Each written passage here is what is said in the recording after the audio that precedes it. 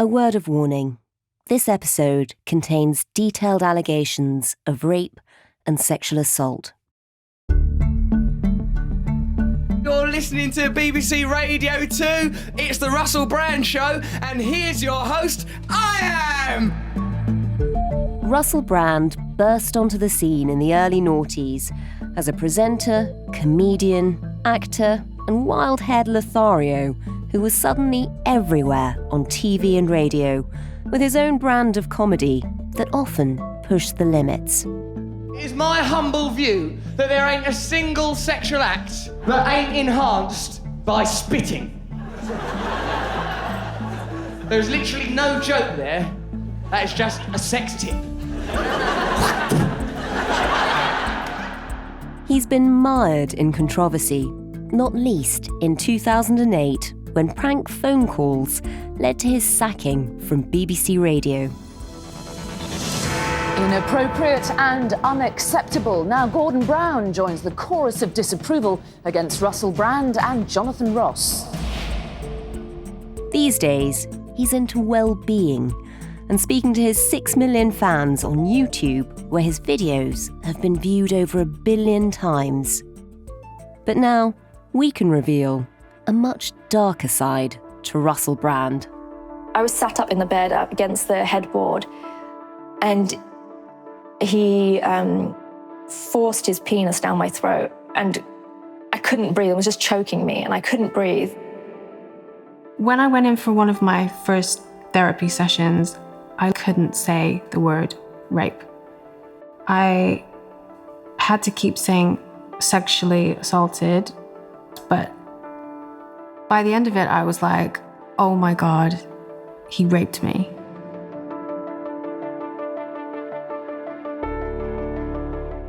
Four women have alleged Russell Brand sexually assaulted them between 2006 and 2013.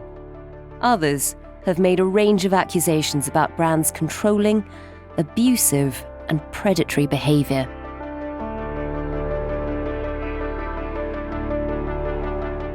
You're listening to Stories of Our Times from The Times and The Sunday Times. I'm Manveen Rana. Today, Russell Brand accused of rape.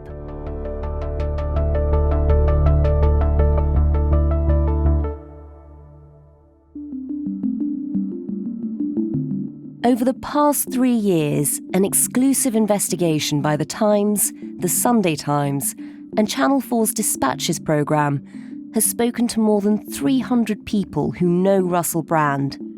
Ex-girlfriends and their close friends and family, comedians and other celebrities, and people who worked with him on TV and radio. Our journalists have seen private emails and text messages. They've submitted freedom of information requests. They've viewed medical and therapists' notes, scrutinised Brand's books and interviews, and watched and listened to hundreds of hours of his shows in order to investigate the allegations. On today's podcast, we'll be hearing from two of the women who've come forward to tell their stories. A woman in her 30s who says Brand sexually assaulted her when she was 16, and a successful businesswoman who says Brand raped her in Los Angeles in 2012. The Times and the Sunday Times gave Brand 8 days to reply to these detailed allegations, among others, including information to help him to recall the alleged incidents. Brand strongly denies all the allegations and posted a video on his YouTube channel. Amidst this litany of astonishing, rather baroque attacks are some very serious allegations that I absolutely refute. These allegations pertain to the time when I was working in the mainstream, when I was in the newspapers all the time, when I was in the movies, and as I've written about extensively in my books, I was very, very promiscuous. Now, during that time of promiscuity, the relationships I had were absolutely always consensual. I was always transparent. I'm Rosamund, the media editor of the Sunday Times. Ros, for people who haven't really heard of Russell Brand, just give us a sense of how big a star he's been and a bit of his background. Yeah, he's had quite an interesting path in that he's done a lot of different things. He first became famous for comedy. It was TV that turned him into a household name, really around 2007. Programs like Big Brother's Big Mouth. Welcome back to Big Brother's Big Mouth. Liam and Dan are still with us. The first person asked the question is this young fella. What is your question, old bean? And he became very well known for his relationships. When you look at the period between about 2006 and 2008, there's genuinely a story about him in most of the tabloid papers, you know, him stepping out with a new woman and that type of thing. You were voted the Sun newspaper's Shagger of the Year. It was a proud day. He's also very well known in the addiction community. He's somebody who became sober in 2002. He had sort of modest success in films. And then he married Katy Perry, which increased how famous he was in the US because he'd married global superstar pop star. That helped propel him into a sort of new league. Because it was funny, when he became popular in Britain, I remember he just seemed to arrive as a presenter and was suddenly everywhere, but mainly because he had this sort of slightly outrageous character. I mean, he looked different to your average presenter. Well, I think I look like a Dickensian gent, or perhaps an S&M Willy Wonka. The interesting thing is what a path he's taken since then. So in about 2015, he becomes very interested in politics, famously before that telling people not to vote. And then essentially from politics, he's now gone on this path towards wellness. I've learned techniques to change, transcend and transform pain. That easy, mundane alchemy of altering that which hurts you into that which heals you. In the meantime, his marriage to Katy Perry comes to an end. What's been happening in his private life since then? Well, he's had a number of other high-profile relationships. And then in 2017, he married Laura Gallagher, with whom he now has 3 children. And at the same time, he hasn't been on TV as much, but he does seem to have a real following on YouTube. Hello there, you 6.4 million awakening wonders. Thanks for joining me on this voyage through truth and freedom. What an age it is to be alive. He's gone down quite an interesting path on YouTube in that the people he's attracting are at the more conspiratorial end of the conversation. The media, our friends, our allies, telling us the truth and definitely not amping up some stories and ignoring others in order to shape our reality to benefit them and their corporate partners. And so, Ros, that's sort of his high-profile life. That's the stuff that people might be aware of, but it does seem like there's a dark underbelly there. You've been looking into this and you've spoken to lots of people. I wanted to talk to you today about one in particular. Tell us about the woman who we're calling Alice. I first spoke to her at the beginning of 2021, and she's somebody who alleges that she had a relationship with him when she was 16 and he turned 31, so he was 30 turning 31 during the time they were together. Wow. So obviously that's quite an age gap. And he was famous at this point, so this is 2006. How did they first meet? So like many teenagers, she'd been out shopping and she bought some outfits for the weekend. And then she bumped into him, and I mean genuinely bumped into Russell in the street. He was walking towards the same door that she was coming out of. Alice has told us her story, but her voice has been changed to help protect her identity. He saw me and he'd asked what my business was there. I'd just been to Topshop. He took the shopping bags from my hands and picked a dress out and he said, "Okay, you're going to wear that on a date with me." Obviously, she was taken aback. You know, he's a famous person. She had seen him perform comedy. She thought it was funny. Sort of feels like part of his act. I think whilst it seemed ridiculous and surreal to her, it was also disarming and in a weird way, charming. And what happened with them? Did they have a relationship? Yeah, so they went on to have a relationship. I mean, she was 16. She's still at school at this point. How long does their relationship last and what sort of a relationship is it? So we're talking a few months. She was banned from seeing him at various points. He would try to drive a wedge between me and my parents, taught me to lie to them. She says her mother grounded her. And she also says that the mother took the phone away for a period. But they did have what most of us would consider an adult relationship in that they had a sexual relationship. And obviously she was very young. And she is obviously over the age of consent, which in the UK is 16. But there is a power dynamic here. She explains to us that she was a virgin at the time. And on top of that, she had an eating disorder that she was recovering from. She's very young and very vulnerable, and he's not only older, but also very famous. How did their relationship play out? I mean, you said at times she was banned from seeing him, she was grounded. How did they manage to see each other, and how did it all go? Certainly now as an adult, she feels that there was a lot that was wrong about that relationship. But even as a 16-year-old, when she was thinking about it at the time, she felt that things were off, that it was very strange. And that's even for someone with no relationship experience.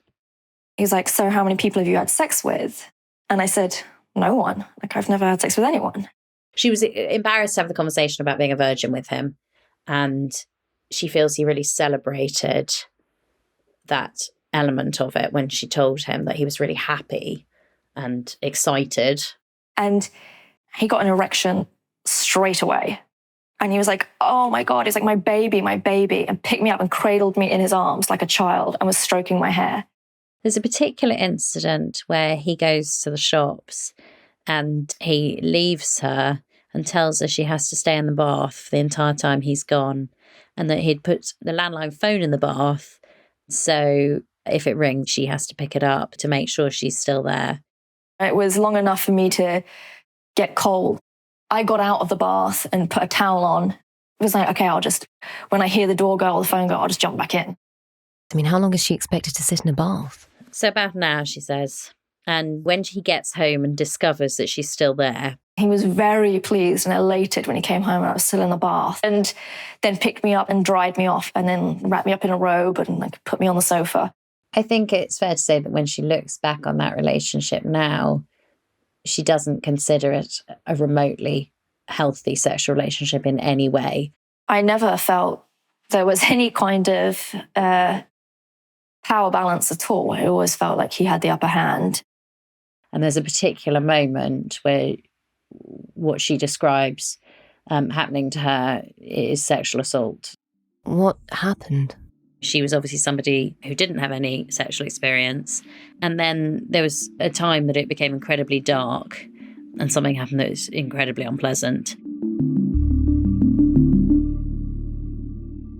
And that is that they were in bed together and she was sitting up against the headboard. I was sat up in the bed up against the headboard, and he forced his penis down my throat, and I couldn't breathe. It was just choking me and I couldn't breathe. I was pushing him away, and he wasn't backing off at all. And so I ended up having to punch him really hard in the stomach to get him off. And then he fell backwards, and I was crying, and he said, oh, I only want to see your mascara run anyway. I mean, it just sounds horrifying. So after that happened, and she lay down on one side of the bed, and then he got on top of her. He got on top of me and held my mouth open and was just drooling into my mouth. And I was gagging and I was trying to fight him off me, but he's laying on top of me, so I can't, my limbs are trapped underneath him. And obviously she's trapped underneath him. He's a big guy. She's sort of thinking, what on earth is this? And then he held my mouth shut and made me swallow it. And so I was just gagging and crying. According to her, he never sort of acknowledged that this is what had happened. He was angry at her. It was that way round, rather than sort of apologising for this behaviour. How is she now? She is very happily married, and it's taken her a long time to realise what a good, healthy relationship is, but she's in one. Why do you think she did want to talk about it now? Because she expects that there's a pattern of behaviour here. She thinks she can't be the only person this type of thing happened to. And therefore, she thinks, if I don't speak out, who's going to speak out? I think also now that she's older, she realises that the shame in this story is not on her. She also wants to challenge the idea that it's okay for a 16-year-old to have a relationship with an adult, because there was nothing legally to prevent that relationship. There was nothing her parents could do, for example, like going to the police. And I also think she's an exceptionally brave person, because it's a really, really difficult, grueling thing to speak out. And I think you have to be exceptionally brave to do that. Russell Brand's lawyers have told this podcast that they were not in a position to respond to any allegations, saying we had posed a large litany of questions and had intentionally chosen to anonymise the names of women. They added that this was deliberate and part of a preconceived strategy aimed at damaging their client, something Brand echoed in his denial on YouTube to his fans. I'm aware that you guys have been saying in the comments for a while, watch out, Russell, they're coming for you, you're getting too close to the truth. Russell Brand did not kill himself. I know that a year ago there was a spate of articles, Russell Brand's a conspiracy theorist, Russell Brand's right wing. I'm aware of news media making phone calls, sending letters to people I know for ages and ages. It's been clear to me, or at least it feels to me, like there's a serious and concerted agenda to control these kind of spaces and these kind of voices. And I mean my voice along with your voice. I don't mind them using my books and my stand-up to talk about my promiscuous, consensual conduct in the past. What I seriously refute are these very, very serious criminal allegations.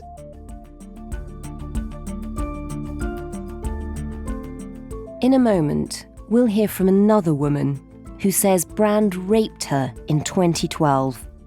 And we'll look at what these accusations tell us about Me Too in the world of comedy.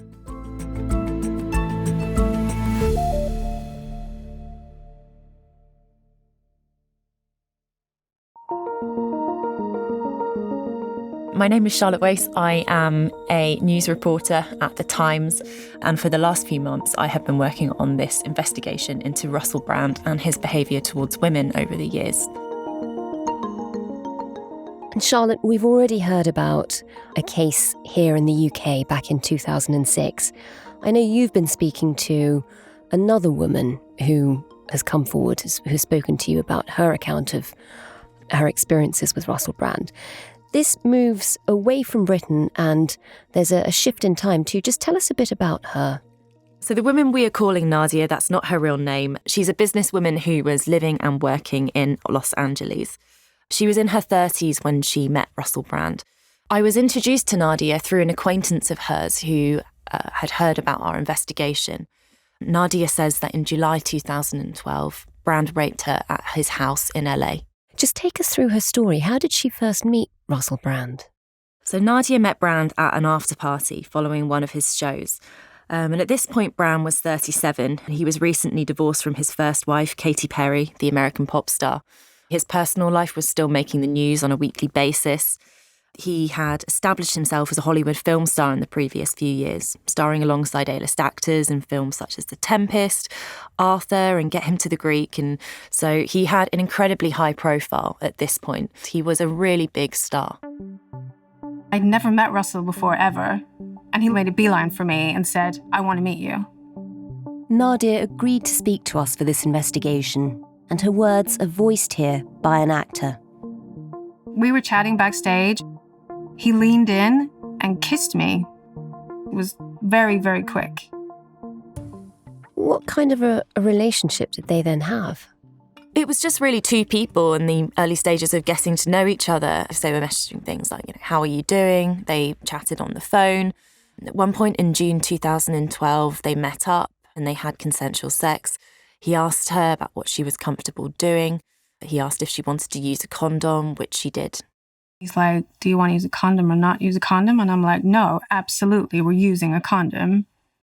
And he did respect my wishes then. But she did say that he got a glazed over look while they were having sex. He does this thing where he glazes over. I don't know what's going on in his head, so it was kind of weird. And actually, kind of what she noticed then, that sort of comes to play in what happens later on in her account. What does happen later on? July 1st, 2012 was when my rape happened. I was out late and he happened to call me and say, I've had a really bad day. Please come over. It was the early hours of the Sunday morning, gone 2 a.m, and we've seen phone records of calls being received at around that time. And at first I said, no, I'm not going, it's late. And he's like, please come, just come and cuddle with me. So then I gave in and I'm like, okay.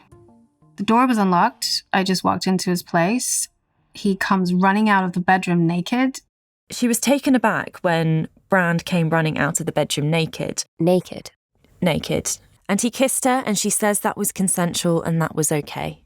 He came at me with kisses and stuff, which was kind of fun. And then it wasn't that fun when I couldn't move. I knew what he wanted from me at that point. He pushed me up against the wall. I'm like, what are you doing? And he's like, I have a friend here and I want you to come into the bedroom. I'm like, no, that's not happening. We're not doing that. And I tried to get away from him. My bag got actually stuck underneath a huge painting. And it's still on my arm. And at this point, he's grabbing at my underwear, pulling it to the side. I'm telling him to get off me, and he won't get off. And he has that glazed look in his eye again. I'm trying to get out of the house with him being so much taller than me, like holding me up against the wall, pushing himself in me. She says that Brand pushed her up against a wall and raped her without using a condom. She says it was only once he was finished that she was finally able to push him away. I mean, that sounds horrifying. Yes, and she was thinking as this was going on, is there someone in the bedroom? And, so why aren't they coming out to help me? Because she was saying, get off me. Yeah. But she still to this day doesn't know if there was even someone else in the bedroom. How did she manage to get away? He finally comes and I push him away.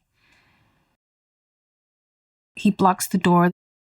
He's like, are you okay? I'm like, no, I'm not okay. Get away from me. And he's like, well, let's calm down. I ran out and I jumped in my car. I was in a daze. I mean, it sounds like a horrible ordeal. Did he try and get in touch with her after that?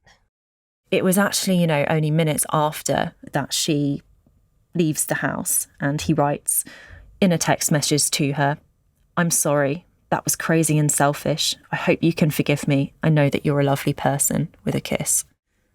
Yeah, from the text that you can see, from the evidence that you've got, something has occurred. Exactly. And Nadia was up for most of the night and she didn't reply until 10:59 a.m, so a few hours later. And she wrote to him, you scared the shit out of me. You're right, I am a lovely person, and for you to take advantage of me is unacceptable, which we think was a slight typo there. You have a problem, you need help. It's dangerous that you think you can get your own way all the time. Do you know how scary you are when that glazed look comes over you? When a girl says no, it means no. Do I have to go and get myself tested? Last time you asked me condom or no condom. When I say condom, that doesn't mean it's optional. You don't have the best reputation. I pride myself on being safe and trying to make the right decisions. Obviously, this was a bad one. I'm so disappointed. And does he respond to that? He responds to that, yes. He says, I'm very sorry. You don't need to get tested. I will make this up to you somehow with love. And he says live, but we think he means love and kindness.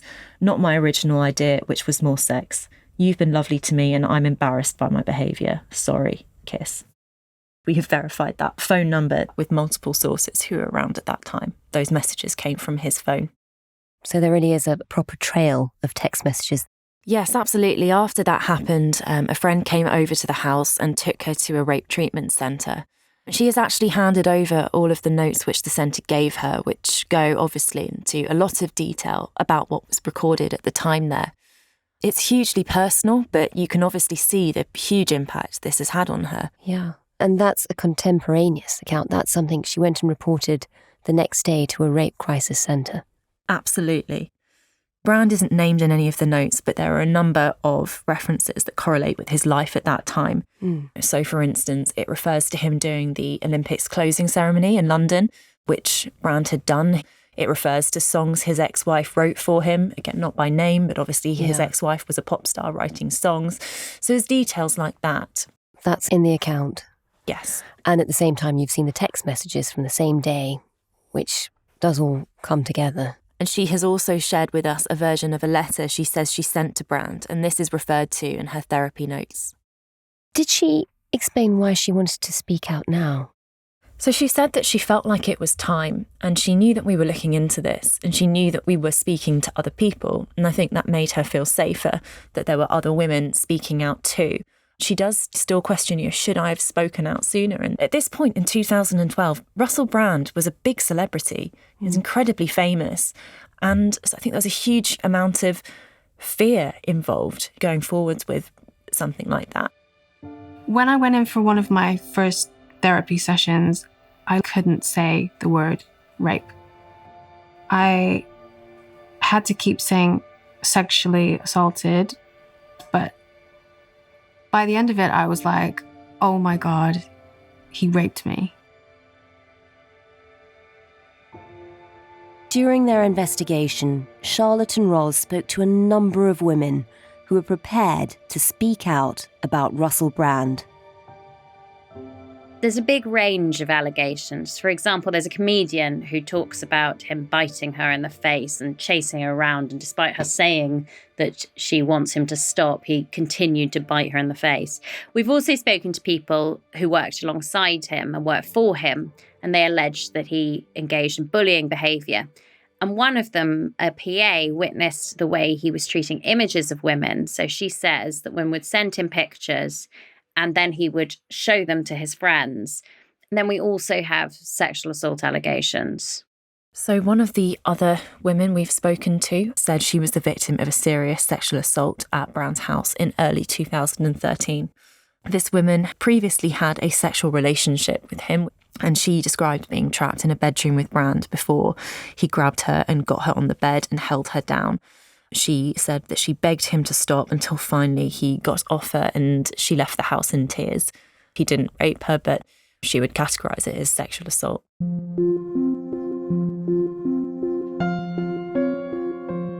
And Ros, he's worked for some very big media organisations. Do you think his bosses and the people he worked with, do you think they were aware of the allegations or complaints and rumours around the way he was treating women? Alice talks about this sort of cultivated public image being a smokescreen. I think he was very skillful in the start from making his identity be, I'm the womanizer, I'm a sex addict, I'm inappropriate, but it's all just a joke, it's funny.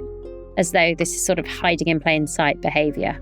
It's a smokescreen for a lot more of his dark behaviour. People think, because I'm so well dressed, people think he must be gay. No. Look at his wonderful haircut, he must be gay. Look how sensitive and vulnerable he is, he must be gay. That's right. That means women feel safe around me, they trust me, then bang, pregnant, bang, pregnant, bang, pregnant. If you read his books, he gives a description of his behaviour towards women that is so utterly shocking that you think, why on earth would anyone employ him? And now, of course, people can't make decisions based on rumours, but in his memoir, for example, he admits to spitting in the face of a woman who had slapped him after they'd had sex. And I mean, that's something he was prepared to write. And in his second memoir, he actually says this line, what kind of man was I, treating women in this way? If this is what I'm telling you, can you imagine what's being left out? Those books were published. Anyone could read them. There's a lot in there that should make people at least question, if you're going to employ this person, how are you protecting those staff around him? Is that you meeting your duties as an employer in terms of duty of care? Now, of course, he could say that lots of things in his books are a joke. He is a comedian, but they're presented as a memoir. It should be enough for alarm bells to be ringing. Or at least to ask questions. I think in the media industry, there was a lot of self-reflection after Jimmy Savile about when you should be prompted to make inquiries if there are rumours. We're a decade on from that now, but how much has actually changed in terms of protecting young people and women in particular? Channel 4 have told us that they're appalled to learn of these deeply troubling allegations.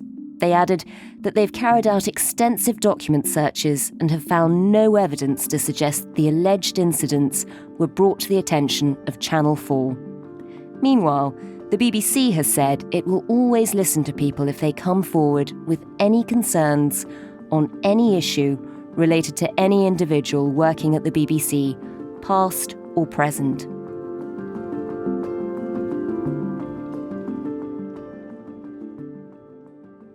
This is 10 years on from Jimmy Savile. It's also 5 years on from the start of the Me Too movement. For you, having looked into this, having spoken to so many women around it, do you think anything's really changed? Well, I think Me Too has done something really useful in that it started a lot of conversations.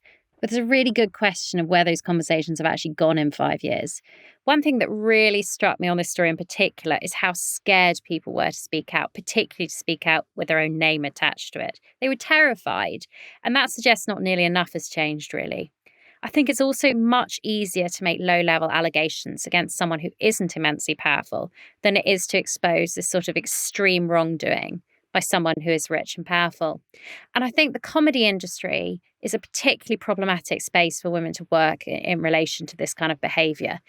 Partly because, particularly in the world of stand-up, people are reliant on getting jobs and they're scared that if they speak out, they're deemed a sort of troublemaker. And so they don't want to be the person putting their head above the parapet and saying it. And I think it's really, really telling that the only comedian willing to speak on the record using his own name that we approached, and we approached so many comedians, was Daniel Schloss. Now, he says he first heard rumours about Brand's behaviour on the comedy circuit more than 10 years ago. And there were plenty of comedians who said that but didn't want their name attached to that sentiment.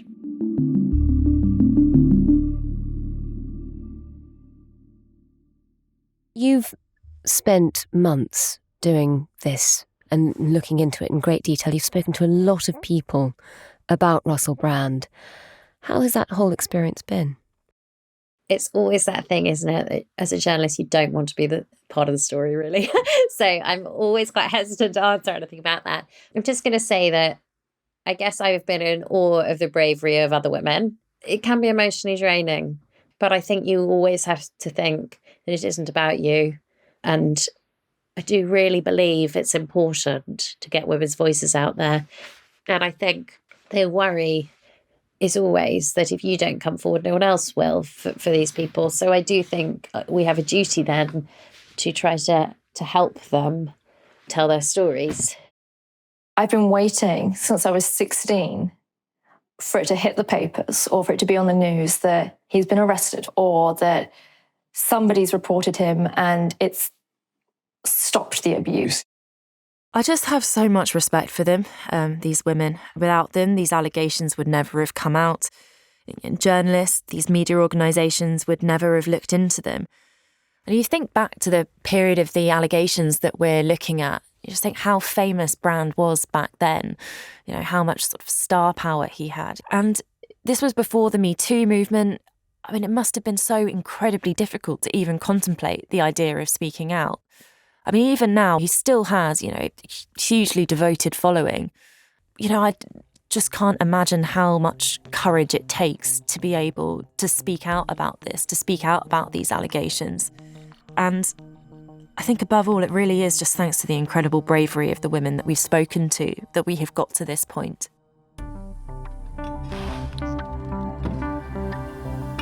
Russell Brand strongly denies all the allegations in this podcast.